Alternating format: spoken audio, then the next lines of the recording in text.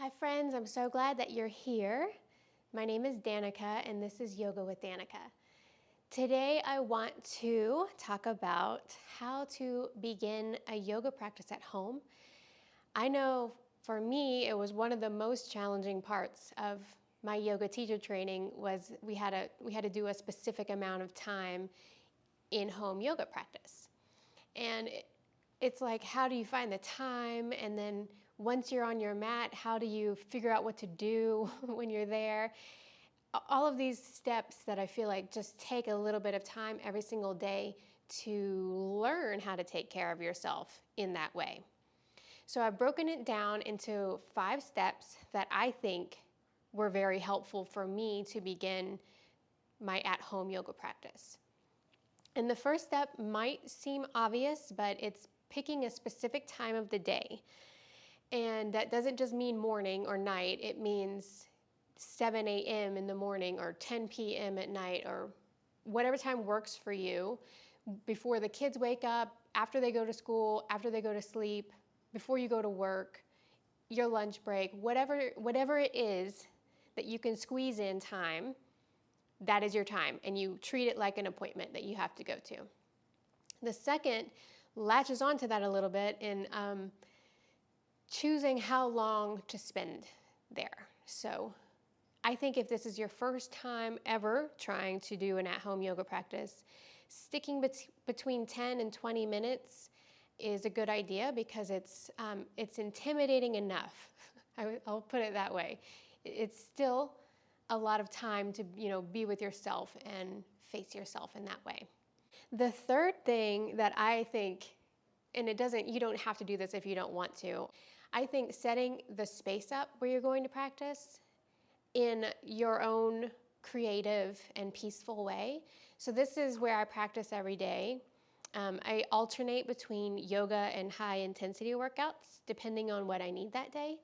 And I set up my altar, and it's filled with crystals from my mom and my little vision board and some pottery that my friends made and just little trinkets that remind me that I'm loved and that I have people to love and that I'm taking care of myself so that I can show up to these people anytime I need to, kind of thing. And then my essential oil diffuser, because I think it just makes the room smell good. Breathing in lavender, I think, makes me feel like I can take deeper breaths. It's not an essential thing to have. Essential oil, essential. I guess maybe it is essential. I don't know. I've always had one here, and before I begin my practice, I check out my little altar, I put in my whatever oils I'm going to use, roll out my mat, and then I'm led to the next part, which I think, number 4, is to, before you begin anything, sit down on your mat, close your eyes, take a couple of deep breaths in and out, and watch the thoughts that are happening to you in that moment. And not judging them or getting attached to them or just watching them and noticing the content of them. So if they seem negative that day or difficult that day, or does breathing feel hard? How do you feel in your body? Without getting all involved in it, just noticing where you're beginning from today. And then finally, number 5 is at the end of your practice, write down one thing that occurred to you during your practice. The thing with this is that it doesn't need to be filtered or look pretty or be a complete sentence. It doesn't even need to make sense to you in the moment. But I think personally that sometimes when we are here on our mats and we're taking care of ourselves and we're letting go of things and whatever we're doing on the mat, we are more able to hear these, what I call messages.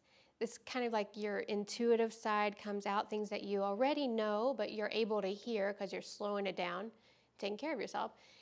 Sometimes these things might pop up. They don't need to make sense in the moment because they may make sense months from now or weeks from now or by the end of the day, but then it'll you'll be faced with a situation that will remind you of this, and you'll be like, oh, something in me already knew how to handle this situation. And that might seem very woo-woo to some people. Trust me, I know. I have totally been on the beginning side of things, to not really believe that this is what it is. But this is my experience, and that's all I'm sharing is my experience, because yoga and this dedication to myself helps me show up in the world. It helps me know what I need to do and then have the willpower and the strength to go for it. You know, I think it's when we take care of ourselves, I think it's how we create change in the world, and it's how that ripple effect of peace happens or change. The most important thing I want you to take from this video is that your home yoga practice is not at all what it looks like. It's not supposed to look like anything very specific, you know? It's just about checking in with yourself every single day and then deciding what you need, you know? I've heard a lot of people say recently that yoga practice and self-care and all of that stuff is a privilege, and I'm not sure that I agree with that. I think that it is a birthright to be able to take care of yourself, and that there are plenty of free ways to do that, especially now. And that without this kind of work, without this kind of just time given to yourself, it's almost impossible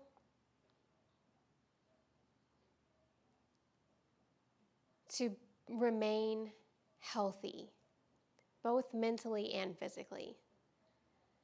And I'm speaking very slowly because I don't want to seem ignorant to the fact that people have responsibilities and no time to do 45 minutes of yoga every single day, or, you know, I understand completely that is the case for some people. But I think if you think you don't have 10 minutes for yourself, you're either lying to yourself or it's time for a lifestyle change because that's not sustainable. And we need each other right now, and we need each other to be healthy right now and all the time. So I know it's hard. I know it's hard to show up to yourself and face yourself every single day, but I also know it's worth it. The learning curve is steep, some days more than others, but it's worth it.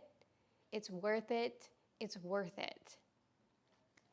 Okay, that is my big preach for the day. I hope that you found some parts of this useful, or hopefully in my dream world, all of it was useful. I'm making this video because in about 2 weeks, I'm going to be launching a 14-day yoga program that's called 14 Days to Tune In. And I really hope that you guys tune in with me so that we can all practice together with each other and, you know, show up in the world. Okay, I love you guys so much. I hope that you have a beautiful day, and I will see you again here on the mat very soon. Namaste.